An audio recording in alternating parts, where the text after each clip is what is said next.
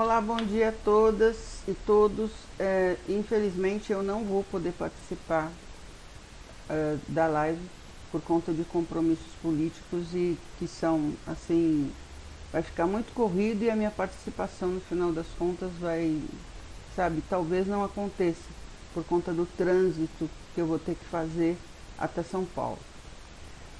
Érica, você está autorizada, vocês estão autorizados, esse vídeo pode ser visto, compartilhado por quem quiser, eu dou a minha autorização. Aliás, a minha história, ela é assim, uma porta de entrada, né, que foi para a questão dos filhos separados. Então, ela tem esse objetivo, essa missão, seguir em frente para que as pessoas conheçam a verdadeira história. Você me fez uma pergunta e eu vou te responder.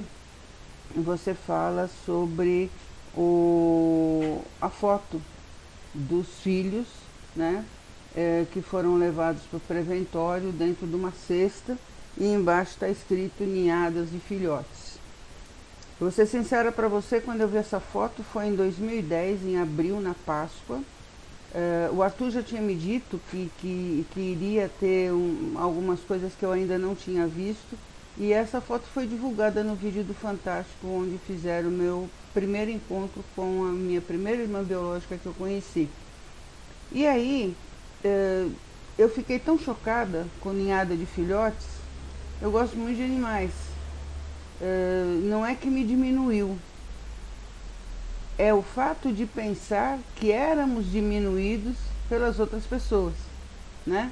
Aliás, na questão da hanseníase, o preconceito acaba nem sendo tanto preconceito, né? Ele é um ranço, uma coisa ruim que as pessoas não conseguem se desfazer, não conseguem desmanchar de dentro de si aquilo que pensam a respeito da hanseníase e de todas as pessoas que são familiares dos pacientes e ex-pacientes. Esse preconceito, ele é muito enraizado, ele é um preconceito que demonstra um ranço mesmo e uma indiferença. Vocês são pouca coisa. E, obviamente, filhos de pacientes na época, né? Eu nasci em 56, na época, filhos de pacientes de hanseníase eram coitados, bebês coitados, jogados à própria sorte, como de fato foram, como de fato fomos.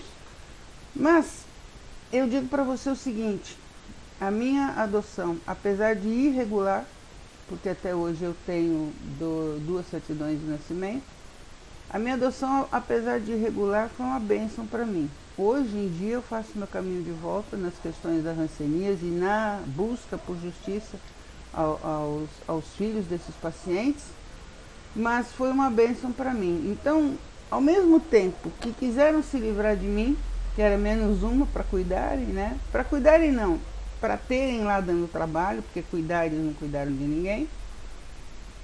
Mas, para mim, eu hoje considero que foi uma forma de depois me colocar dentro da causa com uma outra visão e podendo fazer coisas e somar coisas nas questões que talvez se eu tivesse ficado lá não conseguiria. Mas eu fui adotada com 4 meses de idade. Então, para dizer para você, se eu lembro de alguma coisa do preventório do orfanato, basicamente eu não lembro, mas interiormente, com certeza isso ficou. E existem algumas questões que eu ainda resolvo comigo de tudo isso. E lá se vão, eu sei da minha história desde 2002, né? Lá se vão 20 anos que eu sei a minha história. Mas nesses últimos 20 anos eu tive muitos altos e baixos de compreensão da causa. Eu tive muitos altos e baixos para me aceitar e aceitar essas duas pessoas que vivem dentro de mim. No meu primeiro livro, Nascidos Depois, não tem mais para doar, porque ele foi patrocinado pela Fundação Paulista, não tem mais, eu não quis fazer mais. Eu digo lá que eu tenho 2 fiozinhos, né? Um está conectado, que é o da Tereza, né? Porque eu vivi a realidade da Tereza Oliveira. E tem um desconectado, que estava desconectado até, vamos dizer, uns 5 anos atrás, estava ainda desconectado, da Maura Regina, que foi aquela criança que nasceu dentro de uma ex-colônia em São Paulo. Hoje em dia ele já está conectado junto com o da Tereza. Eu tinha muito medo dessa conexão, porque eu pensava o seguinte, quando conectar o Maura, será que a Tereza vai sumir? Será que eu vou, sabe, simplesmente desaparecer? Mas não, uma completa a outra. E eu sei que eu tenho que viver com isso até o final da minha vida, mas eu tenho que viver da melhor forma possível.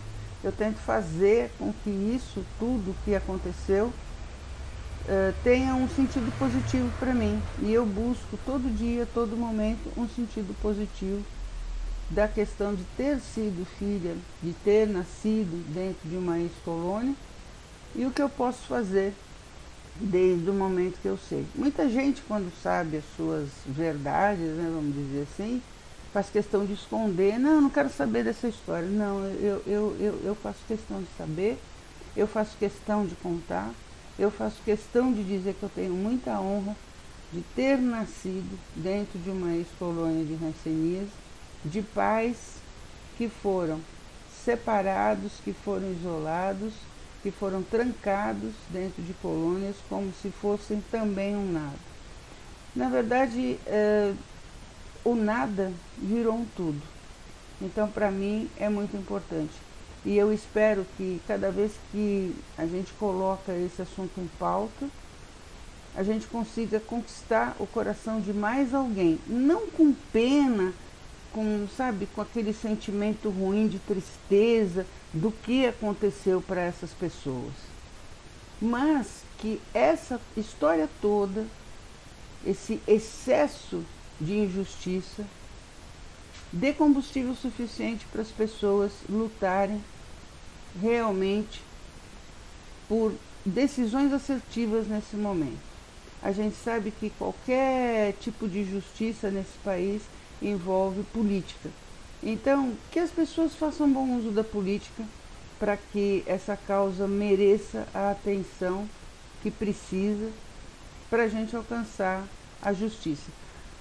É uma justiça pela metade? Claro que vai ser, porque ninguém vai devolver a vida de cada indivíduo que teve que passar por isso. Mas que exista uma reparação financeira, sim, para pelo menos dar uma compensação. E que exista uma reparação moral, né? Eu não sei que político vai ter a coragem, porque para isso precisa ter coragem, de publicamente nos pedir desculpas por tudo que aconteceu. Mas a minha história é uma história pequena, é uma história, assim, diante de todas as histórias que eu já vi e ouvi do Brasil, a minha história é uma pequena contribuição para tudo. Mas, mesmo sendo uma pequena contribuição, eu estou sempre totalmente disponível para que a gente consiga fazer com que o Brasil conheça as suas histórias, aquelas histórias tristes, né, que determinaram, inclusive, muitas gerações afastadas, e é o que eu espero que a gente consiga grandiosidade, muita visibilidade, para as pessoas saberem, puxa, isso de fato aconteceu, porque é tão ridículo, é tão assim, sabe, difícil de acreditar que aconteceu, mas eu sou prova viva de que ela aconteceu, como milhares de filhos no Brasil são prova viva do que aconteceu. Obrigada, gente, e boa sorte na aula de vocês, e que a gente consiga agregar cada vez mais pessoas para lutar por respeito e por dignidade nas questões da hanseníase. Até.